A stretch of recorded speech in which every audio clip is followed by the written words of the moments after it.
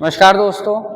आज के इस वीडियो में मैं बताने जा रहा हूँ कुछ ऐसे योगा अभ्यास जो हमारी एंटी एजिंग के लिए बहुत अच्छे हैं, बहुत हेल्पफुल हैं।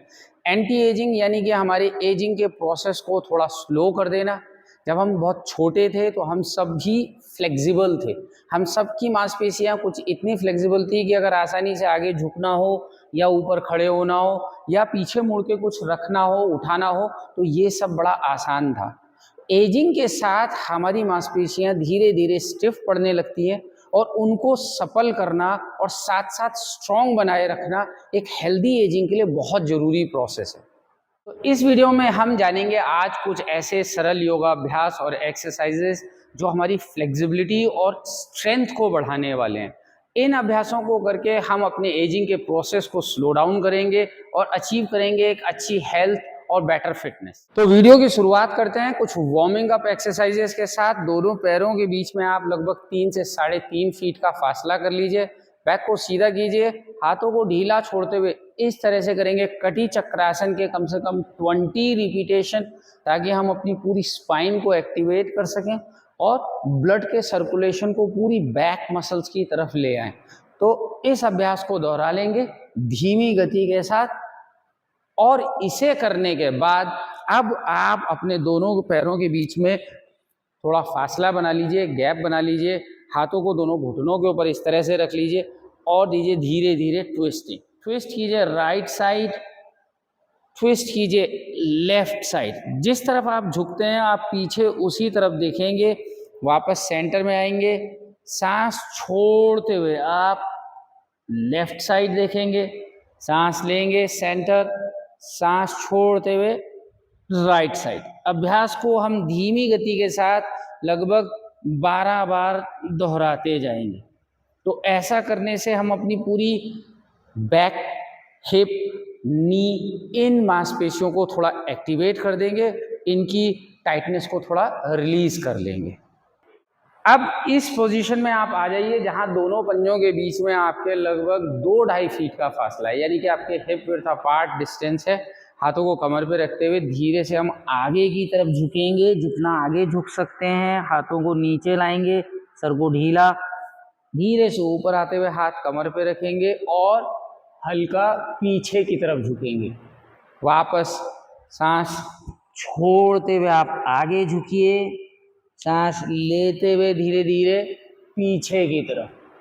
सांसों के साथ अभ्यास को दोहराते जाएंगे। Inhale, bending backward, exhale, bending forward. लगभग 12 रिपीटेशन इस अभ्यास के धीरे धीरे हमने दोहराने हैं।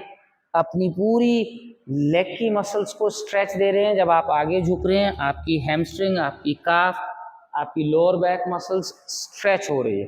तो इन सारे अभ्यासों को हमने दोहरा लिया।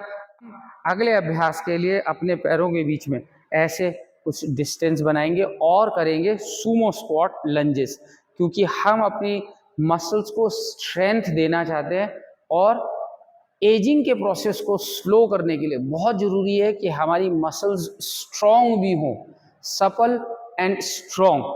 इस अभ्यास को आप कम से कम 15 से 20 रिपीटेशन धीमी धीमी गति के साथ ऐसे दोहराएंगे। और जब आप ये कर रहे हैं तो आपकी लेग की जो मसल्स हैं आप इनमें अच्छा खासा बर्न फील करेंगे, इनमें अच्छा खासा स्ट्रेस फील करेंगे, जो मदद करेगा आपकी मसल्स को, आपकी लेग की मसल्स को रीग्रो होने में, उनको डेवलप करने में।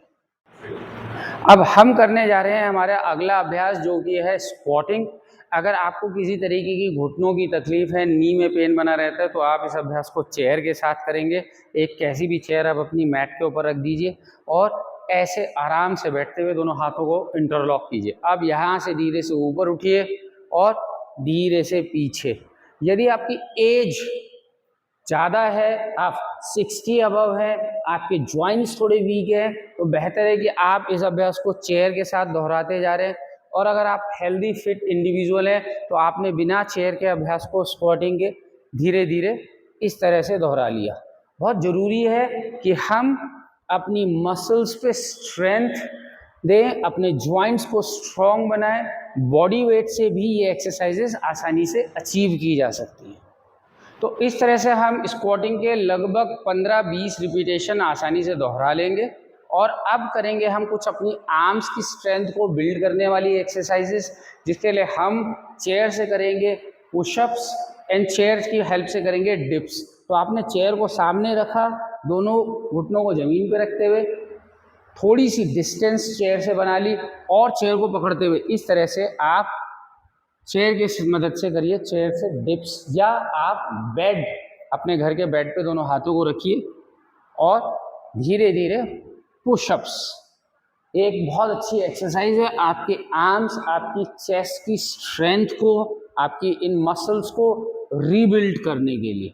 अगर आपसे ये पोजीशन अच्छे से नहीं हो पाती है तो आप करेंगे वॉल पुशअप। इस तरह से आप वॉल पुशअप्स कर लेंगे और इस अभ्यास को भी आप लगभग 20 से 25 रिपीटेशन, 20 to 25 रिपीटेशन जरूर दोहरा लीजिए।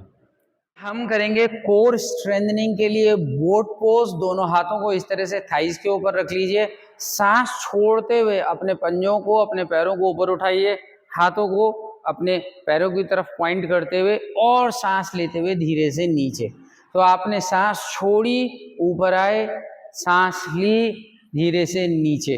अभ्यास को धीमी गति के साथ exhale up, inhale down, exhale up, inhale down, exhale up, inhale down. लगभग 15 रिपीटेशन आपने इस अभ्यास के दोहरा लिए। ऐसा करके हम अपनी एब्डोमिनल मसल्स को स्ट्रॉन्ग बनाएंगे, अपनी गट्स को भी हेल्दी बनाएंगे। करने के बाद हम पेट के बल लेट जाएंगे धीरे से उल्टा अपने स्टमक पे और दोहराएंगे अभ्यास विमान आसन का। अब विमान आसन का अभ्यास करने के लिए पैरों को पीछे खींच लीजिए, पैरों के बीच में कीजिए लगभग 2-2.5 फीट का फासला और हाथों को शरीर से थोड़ी डिस्टेंस पे रखते हुए सांस लेते हुए ऊपर, सांस छोड़ते हुए नीचे। Inhale up, exhale relax, inhale up, exhale relax. अभ्यास को कम से कम 15 बार हम दोहराएंगे ब्रीदिंग के साथ। ऐसा करने से हम अपनी पूरी बैक मसल्स, अपनी कोर, इन्हें स्ट्रॉन्ग बना लेंगे। तो दोस्तों, हेल्दी एजिंग या एंटी एजिंग प्रोसेस के लिए, हमारी एजिंग को स्लो डाउन करने के लिए ये कुछ अभ्यास बहुत सरल हैं, बहुत इफ़ेक्टिव हैं, जिन्हें आप रोज़ाना 15 से 20 मिनट घर पे अपने आप बिना किसी इक्विपमेंट के दोहरा सकते हैं और अपनी बॉडी को, अपने शरीर को हेल्दी और यंग बनाए रख सकते हैं। Thank you for watching us.